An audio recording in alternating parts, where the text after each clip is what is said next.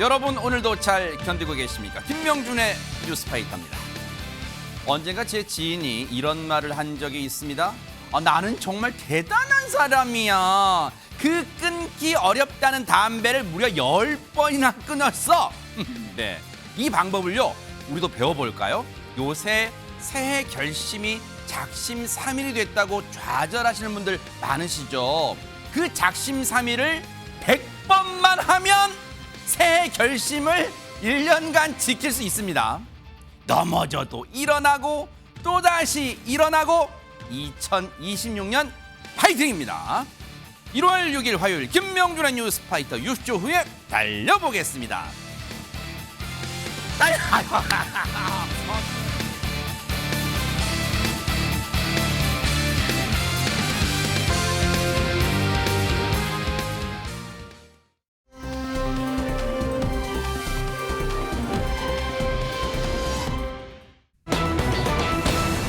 어머나 어머나 세상에 반가운 이름 이면식 씨인데 어머나 아니 이담 아나운서 뭐 새 사랑을 찾은 거예요. 금실 씨가 누구예요 지금? 그러게요. 이면식 씨 하면 보통은 이제 홍춘이잖아요. 홍춘이. 홍춘이 그거잖아요. 네. 근데 금실 씨가 누굴까 궁금하시죠? 어허. 금실 씨가 왜 이면식 씨를 찾아왔다고 하는 건지 그 얽힌 사연부터 좀 알아봐야 될 것 같은데요. 네네. 이면식 씨가요. 너무너무 걱정이 돼서 두 손 무겁게 뭔가를 들고 찾아왔다는 겁니다.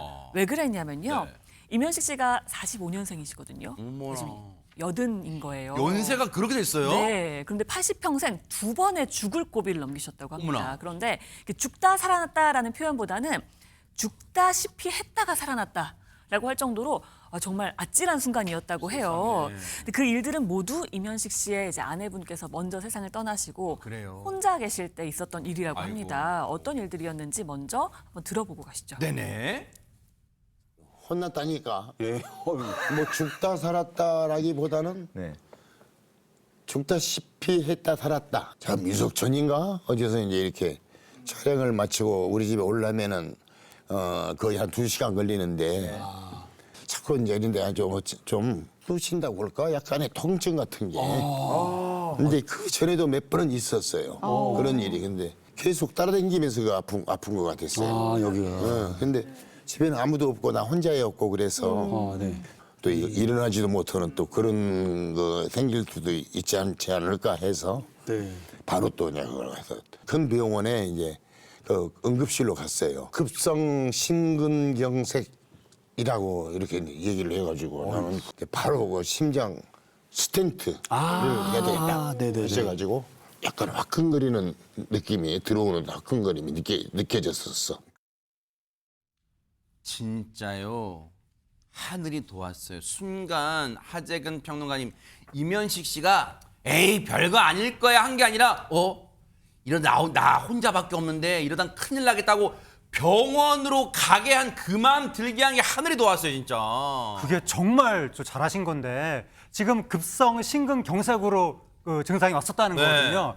근데 가슴이 좀 통증이 있었다 수준이었다는 거예요. 네. 못 견디게 아프다 이게 아니라 아하. 좀 통증이 있었다. 저런 경우에 어떤 분들은 뭐 소화불량인가 뭐 이렇게 생각하시는 그렇죠. 분들도 있고 뭐 역류성 식도염인가 이렇게 생각하시는 그럴 수 분들도 있죠. 있고 그래서 좀 두고 보자 이렇게 생각하시는 분들도 많은데 네. 지금 이면식 씨는 안 그래도 나 혼자 사는데 이대로 내가 가슴에 좀 약간 통증이 있는데 집에 가서 혹시 안 좋은 일 생기면 어떡하냐. 맞아요. 그래서 혹시 모르니까 일단 응급실로 갔다는 거예요. 와. 갔더니 급성 심근경색 진단이 나왔다는 겁니다. 진짜 안 갔으면 큰일 날 뻔했네 진짜. 그렇습니다. 정말 큰일 날 뻔했고 네. 또 이제 큰일 날 뻔한 적이 있었는데 이명희 씨가 사과나무 이제 집 근처에 사과나무가 있어서 그거 소독하려고 마스크를 쓰고 농약을 뿌리다가 푹 하고 쓰러졌다. 왜요 또? 그대로 그냥 계속 방치돼 있어서 큰일 날 뻔했는데 그럼. 동네 사람들이 쓰러지신 걸 보고 세상에. 119에 신고해서 응급실로 가서 살아났다는 겁니다. 아하. 그러니까 농약을 분마하다가 마신 거죠. 그 농약 성분을. 이게 농약이나 소독약 같은 게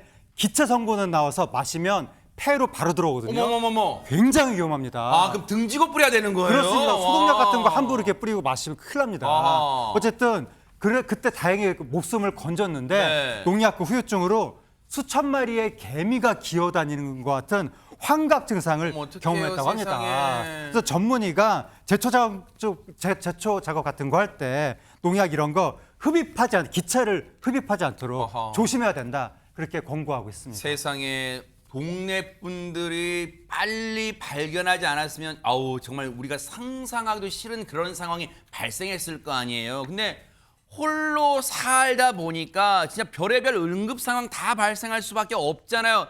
이런 이면식 씨한테 찾아온 반가운 분이 있었답니다. 영상 만나보시고 이어가 보도록 하겠습니다.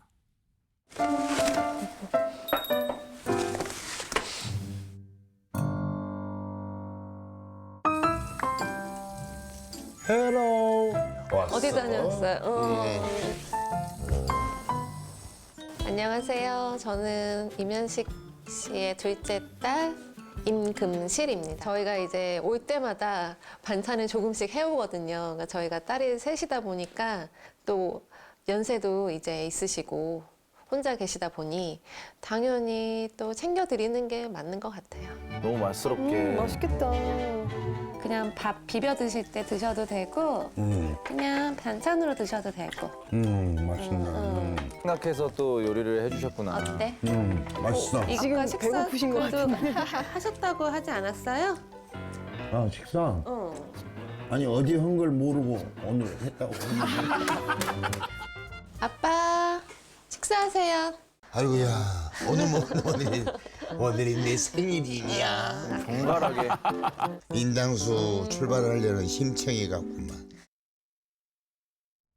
그 와중에도 아재 개그 하시고 그런데 진짜 왜 아까 친절한 금실 씨란 제목을 붙였는가 진짜 이게 딱 무릎을 치면서 이해해야 되는데 전효연 평론가 정말로 사랑스러운 둘째 따님이시네요. 그렇습니다. 그리고 이 아버지와 딸이 만나서 헬로 왔어 하면서 이렇게 포옹하는 모습도 참 보기가 좋습니다.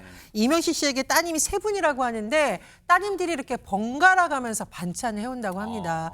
이명식 씨가 사실 2번이나 고비를 넘겼잖아요. 네. 그래서 많이 회복이 되긴 했지만 아마 이제 입맛이 많이 떨어지고 식욕이 줄어서 체중이 많이 줄었기 때문에 따님들이 더 신경을 쓰는 것 같습니다. 네. 근데 이명식 씨가 평소에도 따님 자랑을 많이 하는데 첫째 따님은 이제 교수라면서 아드님이 셋이나 있다고 하고요. 둘째 따님 지금 나온 이 금실 씨인데 뭐 싱가포르 외항사 승무원 출신이라고 합니다.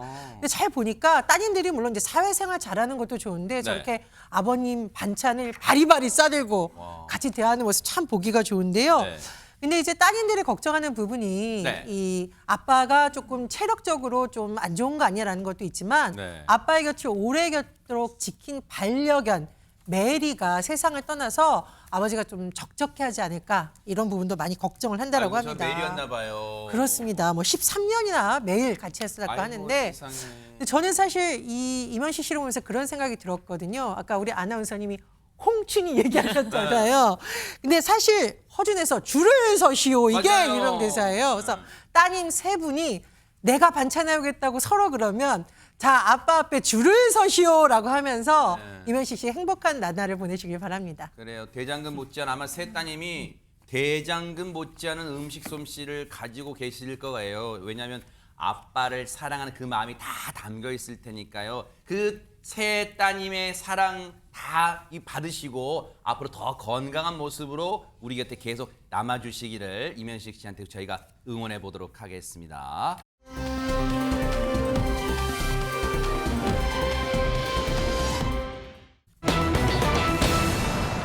어머나?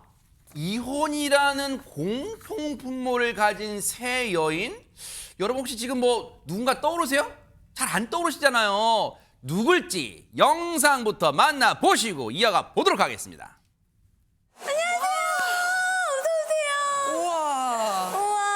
실물이 원래 이렇게 이쁜 거예요? 아니면은 예뻐진 거예요? 아 근데 포스는 완전히 원장님 포스인데요. 아, 저요? 감사합니다. 드라이를 해드리고 싶은데 머리가 너무 짧으세요. 제가 조금만 이미지 아니 많이 하셔도 돼요. 네, 바꿔드릴게요. 네. 자, 과연 기대가 되는데요. 약간 업됐어 지금 다. 아, 그렇죠. 자, 다 되셨습니다. 어떠세요? 아니 이 짧은 머리를 어떻게 이렇게 뿌려놨지? 자, 고객님 옷 아, 예. 챙겨서 끝까지. 입고, 네, 가시죠. 마지막까지 확실하게 네, 고생하셨습니다. 고맙습니다. 부드럽게 옵니다. 어휴. 안녕하세요.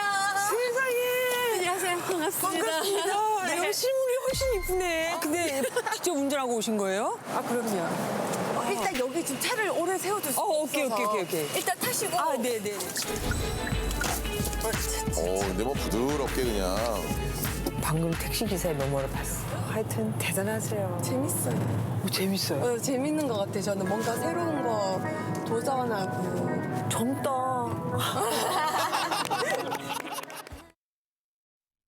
아니 박성배 변호사님 이게 혹시 두 분이 그냥 어떤 설정 연기하신 게 아니라 혹시 저 두 분이 직업이에요 진짜? 연출이나 편집이 아니라 실제로 이지연 씨가 김주아 씨의 머리 손질을 직접 맡아서 완성했습니다. 어머나? 이 보신 것처럼 이혼 후에 새로운 삶을 열어가고 있는 이지연 씨와 정가은 씨, 마이크도 아니고 대본도 아니고 각자 가위와 운전대를 잡았습니다. 어허. 직업으로 선택한 것인데 와. 많고 많은 직업 중에 왜 이 직업들을 선택했을까? 먼저 이지연 씨는 미용사를 선택한 이유로 AI로 대체할 수 없는 직업이라는 이유를 들었습니다. 그 말을 들은 정가은 씨, AI가 대체할 수 없다? 혹한다는 반응을 보였습니다. 한편 정가은 씨는 택시 운전을 선택한 이유로 택시 운전 자격증은 실기가 없다. 이미 운전면허증이 있으니라고 답을 했는데 이번에는 이 말을 들은 이지연 씨가 필기만 보면 된다니까 혹한다는 반응을 보였습니다. 그러네요. 서로 설계됐는지 나도 해볼까라며 서로의 직업을 탐내기도 했는데 네. 사실 공부하고 자격증을 취득하려면 비용이 들기 마련이죠. 정가은 씨는 이미 운전면허가 있는 상황이었기 때문에 필기시험, 신규 교육, 운송회사 취직까지 10만 원 정도가 들었다고 합니다. 반면에 이지연 씨는 합격하기까지 2년 동안 무려 5천만 원이나 어머나 들었다고 합니다. 세상에.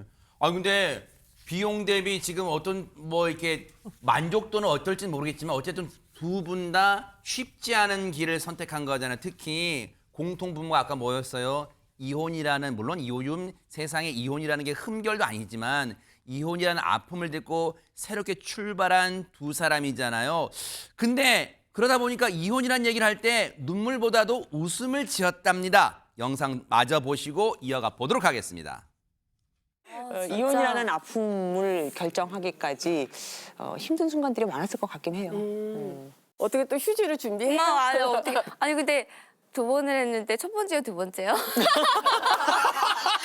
아니 언제 거 얘기해야 돼요? 아니 근데 두 번째 거는 네. 같이 살진 않으셨잖아요. 그쵸. 그러니까 사실 그냥 서류 작업만 한 건데. 맞아요. 페이퍼에 사인 뭐 끝. 그런데 그것도 꽤 걸렸어요. 네, 그 페이퍼에 사인하면 그렇게 돼요. 사인 함부로 하면 안 돼요. 그러니까 근데 사실 제가 첫 번째 이혼 몇 년도 했어요. 언니 기억이 안 난다고요. 기억하기 쉽지 않아. 내 머릿속에 지우개라고요, 언니.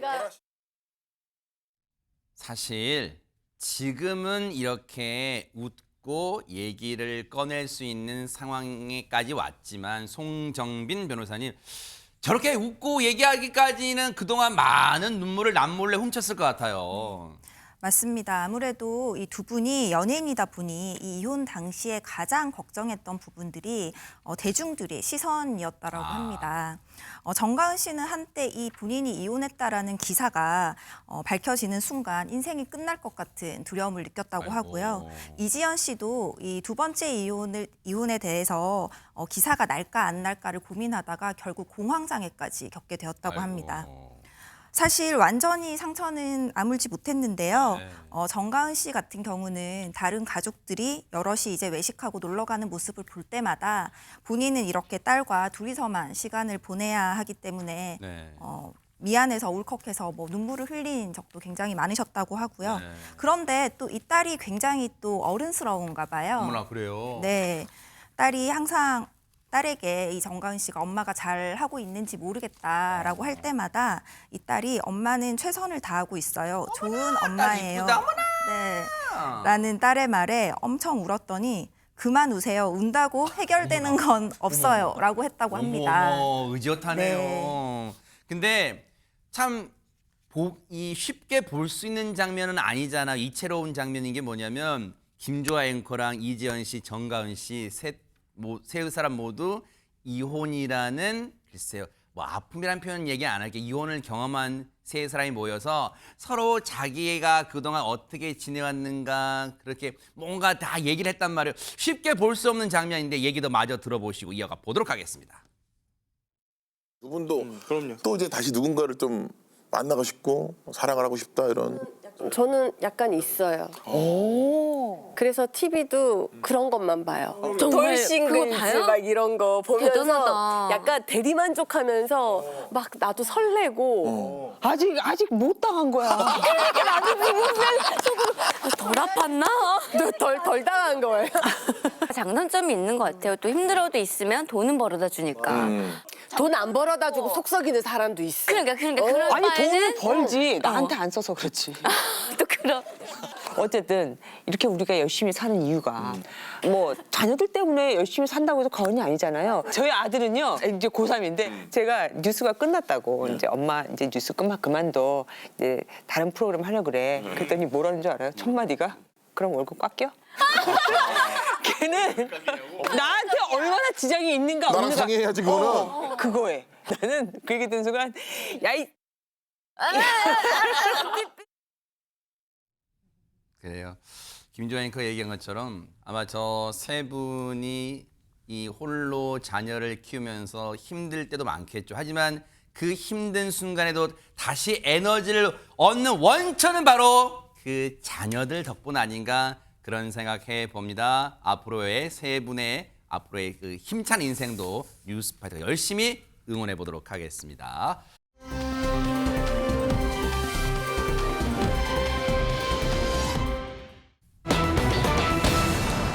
오메나? 우리에게 친숙한 배우 탤런트 이태곤 씨인데 아니 오랫동안 기다린 사람이 있었다고요? 이거 어떻게 된 얘기예요? 이태곤 씨 하면 뭐 주부계의 아이돌이다라고 불리죠. 완전 인기 많죠. 많은 드라마에서 뭐 사극에서든 현대물이든 활약을 하셨고 심지어 불륜나우로 나온 적이 있는데도 인기가 끊이지가 않습니다. 이런 이태곤 씨가 최근 MBN의 알토란에 출연해서 그래요? 첫 마디가 이거였대요. 오랜만에 만난 거고 오랫동안 기다렸다. 도대체 누구일까 궁금하실 텐데. 영화 같은 대사는 뭐예요, 이게? 그렇습니다. 근데 이태곤 씨가 그럼 요즘에만 인기가 많았을까? 사실 좀 짚어보면 데뷔하기 전부터 굉장히 인기가 많았다고 네? 합니다.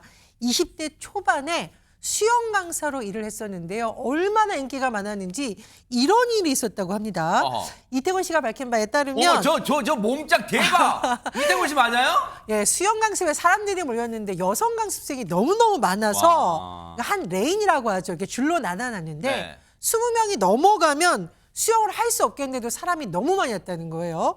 10명 정도가 넘게 와서 레인이 하나 더 만들 정도로 와. 이미 데뷔 전부터 상당히 인기가 많았다고 하는 소식입니다. 야 남자들이 보기에도 부럽게 딱 벌어진 어깨 그리고 와 가슴 근육 정말 대단한데 그런데 보세요 이태곤 씨는 수많은 여성분들이 수영 강습 받으러 와도 이분의 마음은 오직 한 사람을 향했다고 하는데 얘기 마저 들어보시고 이어가 보도록 하겠습니다. 연애해야죠. 아 그럼 연애 궁합도 혹시 보셨어요? 연애궁합은 딱 보고 느낌으로 알았죠. 좋다. 그냥 많이 싸우진 않겠다. 저도 오랜만에 만난 거라서 오랫동안 기다렸기 때문에 도대체 어디가 있지? 그랬거든요. 나이 차이가 좀 있으시다고. 나이 그걸 얘기할 수가 없는데 아 그래요? 좀 나죠. 그래도 네. 나이 차이가 좀 있어요. 자. 역시 사람은 사랑 얘기할 때 정말 행복한가 봐요. 아니, 송정빈 변호사님, 이태곤 씨 그냥 뭐 요리 손질하면서 입이 그냥 귀에 걸렸어요, 진짜. 네, 사실 이태곤 씨는 지난해 한 방송에서 이미 연애 사실을 밝힌 적이 있습니다. 어허. 이 상대는 비연예인이시고요. 지인의 소개를 통해서 만났다고 합니다. 그래요? 알려진 바로는 무려 10살이나 차이가 난다고 요즘 하는데요. 뭐 10살, 연예계에서 10살 정도는 뭐 아유 귀여운 수준이죠. 더 많이 차이 나는 커플 많잖아요, 그죠? 맞습니다. 이태곤 씨는 평소에도 항상 왜 내 마음에 드는 사람은 없을까 그 생각을 했다. 지인 소개로 만나게 됐는데 여자친구를 보자마자 내 거다 싶었다. 안녕하세요 하자마자 가슴에서 딱 알았다. 첫눈에 반해 적극적으로 대시했다라고 해상했습니다. 야, 아니 근데 하재근 평론가님, 물론 전국에 계신 이 싱글 남자분이 보실 때는 와 진짜 도둑이다 이태곤 씨. 10살 차이 나신 또 여성분하고 진짜 지금 사랑을 키워가고 있어요 지금. 네, 지금 뭐 21세기라고 해도 네. 10살 차이면 뭐 여바란 듯이 도둑이라고 할 수가 있을 것 같은데 통상적으로 이제 나이 차이가 많이 나고 이제 많이 어린 사람을 사귈 때 도둑이라고 우리가 표현을 하는데 그렇죠. 근데 이 나이 차이의 기준이 아까도 말씀하신 것처럼 점점 이제 커지고 있습니다. 맞아요, 격차가. 그렇습니다. 제가 어렸을 때는 한 3살, 4살 정도 나이 차이가 좋다라고 했었는데 나이가 좀 먹으니까 7살 정도로 벌어지더니 요즘에는 더 많이 특히 연예계에서는 더 그쵸. 많이 벌어지고 있고 네. 그래서 10살 나이 차이가 진짜 아까 말씀하신 것처럼 연예계에서는 그렇게 또 엄청난 나이 차이가 아닌 것 같기도 하고 맞아요. 그래서 우리나라도 점점 아메리칸 스타일로 사랑에 나이 차이는 별로 중요하지 않은 네. 그런 시대로 접어들고 있는 것 같습니다. 그니까요. 아니 근데 박성배 변호사님 수영 강사, 그러니까 배우가 되기 전에 수영 강사했던 것도 처음 들으신 시청자분들 많으실 텐데 우리가 이태곤 씨 하면 배우, 본업인 배우 말고도 이걸로 우리가 또 유명하잖아요. 이걸로. 바로 낚시로 유명합니다. 가장 오래 낚시한 시간이 무려 29시간이라고 합니다. 에? 당시에 고기가 나오지 않아서 육지로 돌아가지 않고 배에서 차고 그냥 다시 일어나서 또 낚시를 이어갔다고 하는데 그런데 이 정도로 낚시를 사랑한다는 이태곤 씨 낚시만큼 사랑하는 게 또 있다고 또 합니다. 있어요? 바로 요리를 엄청나게 사랑한다고 하는데 요리 실력도 좋을지 바로 영상으로 보고 오시겠습니다. 네네. 이거는 여기는 필요가 없는 부위라서 그냥. 이게 대마 칼인데 이게 뼈 칼이에요. 와, 그냥 잘리네. 그 칼은 본인 칼이에요? 예. 칼 갖고 왔네.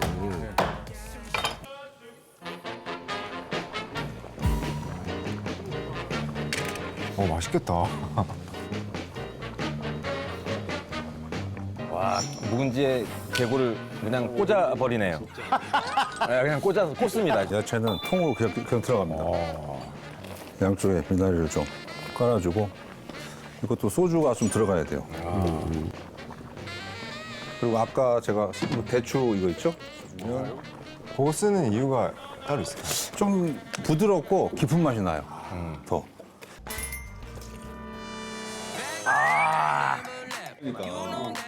와, 이렇게 먹으면 형님 쳐다볼 수밖에 없네요. 깔끔해요, 그냥. 깔끔 그 깔끔? 자체. 예.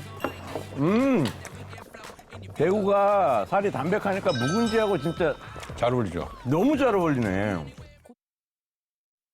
아니 진짜 이렇게 되면은 아니 이담 아나운서 이태곤 씨가 여심을 훔칠진 몰라도 전국의 남성들한테 다 이제 적이 되는 거지. 아니 지금 보세요. 수영 잘해, 본업인 배우 잘해, 낚시 잘해, 요리 잘해. 진짜 남자들한테 다 혼날라 그래 진짜. 그러니까요. 게다가 뭘 또 잘하는지 아세요? 네. 방송 진행도 잘합니다. 어머나. 저랑 함께 MBN 건강 히어로를 맞아, 진행하시거든요. 맞아. 근데 방송 진행도 아까 그 대구찜 국물만큼이나 깔끔하게 진행을 하시거든요. 그래요? 근데 정말 낚시에 대한 사랑이 정말 어마어마하세요. 어허. 그래서 집에 실제로 낚시 용품만 1억 원 상당이 있다고 방송에서도 우와, 공개된 적이 있거든요. 게다가 요리에도 관심이 많다고 했잖아요. 네. 그래서 집에 업소용 냉장고가 있다고 합니다. 일단 고기를 잡았으면 그걸 보관을 해야 되잖아요. 네. 그 정도라고 하는데 대체 요리 실력은 어느 정도일지 그리고 그 요리 실력을 과연 아까 얘기한 그 여자친구께서도 또 맛을 봤을지 궁금하잖아요. 궁금하잖아요. 그 얘기도 한 게 있습니다. 영상 함께 보시죠. 네네. 친구분이 되게 좋아하실 것 같아요. 요리를 많이 해주시나요? 해준 적 있죠. 제가 연습을 해야 되기 때문에 한번 해줬어요. 맛이 어떠냐. 굉장히 좋아하더라고. 진짜.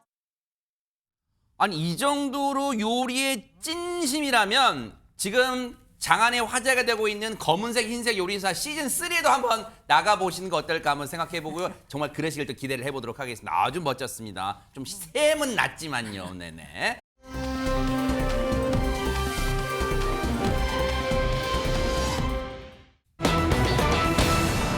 어머나 세상에. 제목만 봐도 뭔가 심상치 않은 일이 벌어진 것 같습니다. 전혜연 평론가님. 네, 지난날 8일 경기 평택시에서 정말 깜짝 놀랄 소름 끼치는 사건이 일어났습니다. 세상에. 집을 알아봐야겠다라고 한 남성이 여성 공인중개사와 함께 매물로 나온 집을 보러 갔습니다. 네. 그런데 집을 봐야 되잖아요. 네. 그게 아니라 갑자기 밧줄을 꺼내서 이 여성 공인중개사를 꽁꽁 묶기 시작했다고. 어머머머 세상에. 세상에 아니 밧줄을 챙겨왔다는 거 뭔가 애초부터 범죄를 계획했다는 걸까요? 송정빈 변호사님. 예, 충분히 그렇게 보이고요. 일단 공시를 보여달라고 특정 공인중개사무소에 연락을 한 점부터 그리고 뭔가 겁박할 만한 밧줄까지 준비해온 점들로 봤을 때는 어허. 충분히 아주 계획적이고 준비가 철저했던 범행이라고 보여집니다. 네. 예상치 못하게 피해를 당한 이 피해자 공인중개사분은 네. 같이 집 보러 온 남성이 밧줄로 묶고 휴대전화와 카드를 훔쳐 달아났다라고 112에 신고를 하였다고 합니다. 아니 집 보여달라 해서 집 보러 온 사람이 자기한테 이런 짓을 할 거라고 누가 이 공인중개사분은 상상이나 했겠어요. 세상에 이담 아나운서. 그러니까요. 이런 일은 정말 상상도 할 수 없는 상상 일이잖아요. 못하죠. 게다가 이 남성 아까 휴대전화랑 카드를 갖고 갔다 그랬잖아요. 가면서 휴대전화는 일단 근처 공원에다 버렸습니다. 아이고. 아마 위치 추적이 될까 봐 그렇게 했을 수도 신고도 있죠. 못하게 처음에 가려고 했겠나 봐요. 그죠? 그것도 그렇고요. 그러고는 카드만 갖고요. 이 안성시의 한 금은방으로 갑니다. 어머나? 또 300만 원어치 금을 어머머. 금 팔찌를 삽니다. 금팔찌를. 네, 그렇게 사서 이번엔 평택으로 갑니다. 어머? 그래서 평택의 금은방에서요 그 팔찌를 현금화합니다. 어? 그렇게까지 했다는 거예요. 그래서 피해자의 신고를 받고 이제 경찰이 출동을 했고요. 네. 이 경찰이 남성의 차량 번호를 특정한 뒤에 아하. 예상 경로를 파악해서 출동을 했다고 합니다. 출동은 했어요. 근데 하재근 평론가님 보세요. 출동했다고 지금 저 인간을 빨리 잡아야 되는데 보세요. 이 인간이 나름 머리 썼어요. 왜냐하면 동해번쩍. 이 금팔찌는 여기서 하고 금팔찌를 현금한 것도 저기서 하고 지금 나름대로 머리 쓴 것 같아요 지금. 나름대로 머리는 썼는데 이게 그 부처님 손바닥 아니었습니다. 어허. 경찰이 예상 경로를 바로 맞춘 거예요. 아. 경찰이 예상 경로에서 기다리고 있었는데 어허. 불과 2분 만에 네네. 그 남성이 딱 나타난 겁니다. 오호. 정확하게 딱 걸린 건데 와. 그래서 이제 그 경찰이 사이렌을 울리면서 정지 명령을 하면서 남성의 네. 차량을 쫓아갔습니다. 어허. 근데 그 남성은 도주를 해버린 거예요. 안 서고요? 그렇습니다. 어허. 그 도주한 이후의 상황 영상으로 보시겠습니다. 네네. 이제 남성의 차량으로 뛰어가는 경찰의 모습입니다. 네. 차량을 두들기면서 하차를 요구하는데도 남성은 들은 채도 하지 않습니다. 내리세요 안 돼요 지금. 경찰이 남성의 차량을 이제 가로막으니까 어머머머머. 경찰을 밀면서 역주행으로 도주를 합니다. 뭐의 주인가 어머머머. 저렇게 도주하면서 차량 3대를 들이받고 차가 이렇게 가는 거예요. 차가 그렇죠. 이렇게? 500m 정도를 저렇게 도주를 한 거예요. 와. 그러다가 산책로 인근에 도저히 안 되겠으니까 차를 버리고 어머머머. 이번에는 두 발로 뛰어서 또다시 도주를 이어갔습니다. 저희 사람이에요 지금? 저희 사람입니까? 근데 아까 당시에 저 인간이 역주행할 때 경찰분 얼마나 생명의 위협을 느꼈을까요? 관련 얘기 들어보시고 이어가 보도록 하겠습니다. 당시에는 긴장도 됐지만 반드시 잡아야 된다는 생각뿐이었습니다. 또한 일반 시민들의 피해가 없어야 된다는 생각이 컸습니다. 제복을 입는 순간 없던 용기도 생기는 것 같습니다. 진짜 저 인간 박성배 변호사님 그 와중에 또 자기 잘못은 알아버려요 지금. 남성이 차에서 내려 도주하자 경찰도 순찰차에서 내려 쫓아갑니다. 추가로 불상사가 있지는 않을까 조마조마한 광경인데 다행히 추가 불상사는 없이 이 경찰은 강도 행각을 벌인 이 50대 남성을 긴급 체포했습니다. 아하. 아니 근데 딱 봐도 혐의가 저 인간이 저지른 범죄 혐의가 하나는 아닌 것 같잖아요, 박성배 변호사님. 먼저 피의자가 공인중개사를 밧줄로 묶고 휴대전화와 카드를 강취한 행위는 강도에 해당하고 이 강취한 카드로 물품을 구매한 행위는 사기이자 여신전문금융업법 위반입니다. 나아가서 차로 경찰을 밀치면서 하차 명령을 불응한 행위는 특수공무집행방해에 해당하고 아하. 교통사고를 내며 역주행한 행위는 인적 피해가 발생했다면 교통사고 처리특례법 위반에 해당합니다. 아하. 여러 가지 범죄가 성립하고 집을 보러 간 자리에서 밧줄로 묶는다? 계획적 범죄로 보이고 죄질도 상당히 불량해서 초범이라고 하더라도 적어도 징역 7형 2년 이상이 선고될 만한 사안입니다. 저 인간이 실형 만약 나온다면 진짜 개과천선 새 사람이 될지는 모르겠지만 그래도 법이 내릴 수 있는 형량 무거운 벌 내려주기를 바라겠습니다.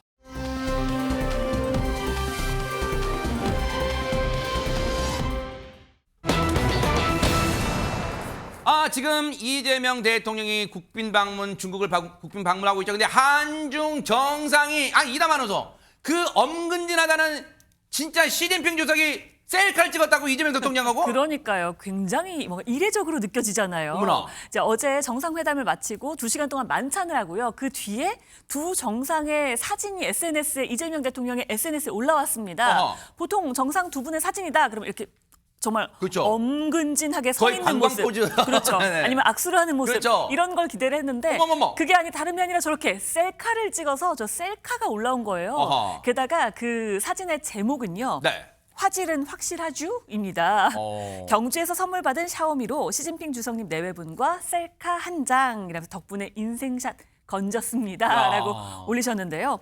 지난해 경주에서 에이펙 정상회의 때 한중 네. 정상회담하고 그때 이제 시 주석이 이재명 대통령에게 샤오미 핸드폰을 선물을 그렇죠. 했거든요. 네. 그걸 베이징에 가져가서 함께 사진을 찍었다고 합니다. 야, 저희가 쭉 한번 보여드릴게요. 관련 영상을 쭉 한번 보여드릴 텐데 와 어떤 장면이 연출되는지 보시고 이어가 보도록 하겠습니다.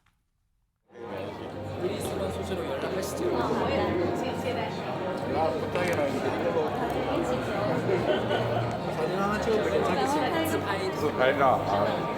밝아.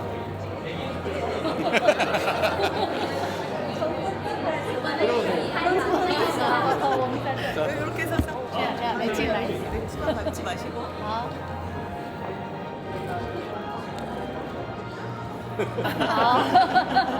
摄影技术不错。得举起手指。上次跟送给我们手机。再见，再见。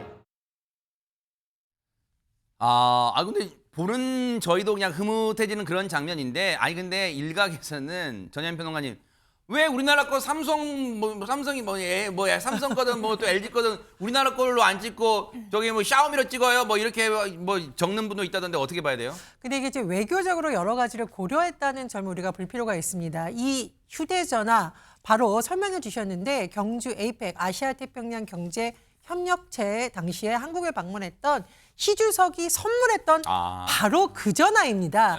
그 전화를 다시 이재명 대통령이 중국을 방문하면서 가져가서 베이징에서 만나고 만찬 이후에 저렇게 화기애애한 분위기에서 선물 주신 거 제가 갖고 왔습니다라고 하면서 찍은 거죠. 의미가 있었군요. 네. 그렇습니다. 그 중요한 것은 저희가 지금 대통령이 중국과의 관계 개선이라든가 여러 가지 경제, 과학기술 분야에 대해서도 논의를 하고 있는데 저 장면을 보면 많은 분들이 이렇게 한번 활짝 웃게 되잖아요. 그래서 한동안 좀 얼어붙은 거 아니냐라는 한중 관계를 푸는 데 있어서의 두 정상 간의 소통, 교류가 또 중요하다는 점에서 많은 분들이 좀 의미를 두고 보지 않을까 싶습니다. 양국 정상들 부부의 셀카뿐 아니라 양국 정상 영부인들 간의 대화도 눈길을 끌었는데요. 마저 보시고 이어가 보도록 하겠습니다. 지난 11월에 에이펙 때 주성님께서 오실 때 여사님께 오실 줄 알고 기대를 했는데 안 오셔서 제가 많이 서운했답니다. 근데 이렇게 베이징에서 뵙게 되니까 너무 반갑고 사실 오래전부터 제가 여사님의 팬입니다. 2014年曾陪同习近平主席对韩国进行了国事访问，这韩国人民的那种热情好客，都给我留下了很深的印象。 두 사람의 어떤 이 만남도 좀 화기애애하고 분위기 좋은데 근데 아까 지금 김혜경 여사 얘기 보니까 펑리완 여사의 팬이었어요. 그러네요 지금. 네, 그러니까 펑리완 여사가 연예인 출신이거든요.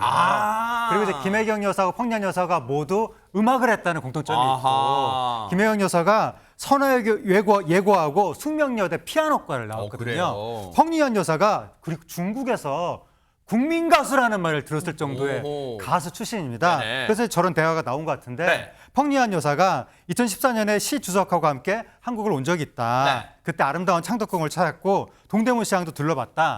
한국 사람들이 아주 뜨겁고 친구를 잘 맞이하는 성격이 깊은 인상을 남겼다라고 하면서 연예인처럼 본인의 사인이 담긴 사인 CD를 김혜경 여사한테 선물했습니다. 그랬군요.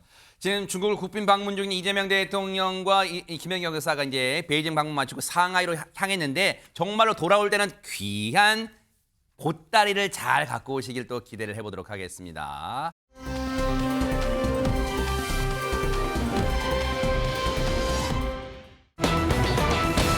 새벽두를 달궜던 미국의 베네수엘라 지금 마두로 대통령 체포. 그런데 마두로 대통령이 갑자기 지금도 어리둥절할 거고 나 자다가 갑자기 체포됐어. 근데 미국 법정에까지도 서게 됐어요. 전현 평론가님. 네, 마두로 대통령이 체포되고 압송되는 과정이 사실 전 세계에 영상 중계가 됐다고 해도 과언이 아닙니다. 네. 그 당시의 모습을 보면 눈, 귀 다 가렸고요. 네. 이렇게 체포돼서 압송되는 모습이었습니다. 아하. 그리고 현지 시각 5일 아침입니다. 미국 법원에 출석하는 모습까지 공개되었는데 그래요? 어떤 상황인지 영상 한번 보겠습니다. 네네. 자, 마두로 대통령 잘 보시면 비행기에서 계단을 내려오고 있는데 몸이 불편한지 다소 비틀거리는 모습입니다. 약간 절뚝거리기도 하네요. 네, 지금. 바로 옆에 호송하는 대원이 있기는 합니다만 지금 아마 눈과 귀 다 가렸을 것 같아요 지금. 그렇습니다. 네. 잘 보시면 계단 아래 사람들이 기다리고 있고요. 대원들이 수십 명이 겹겹이 와. 에워싸는 모습이 지금 보이고 있습니다. 혈통병원에 진짜. 마두로 대통령은요, 미국 뉴욕시의 메트로폴리탄 구치소에 수감되어 있었는데 현지 시간 5일 아침 7시쯤 헬리콥터를 타고 뉴욕 맨하튼의 연방지방법원 인근 헬기장으로 이송이 된 겁니다. 자, 마두로 대통령이 헬기장에서 내려서요, 부인 실리아 플로레스와 함께 수갑으로 손이 묶인 채 무장 요원에 둘러싸여서 걸어가는 모습이 공개되기도 했는데 장갑차에 태워진 모습이고요. 네. 아침 7시 40분쯤 법원 건물에 도착했습니다.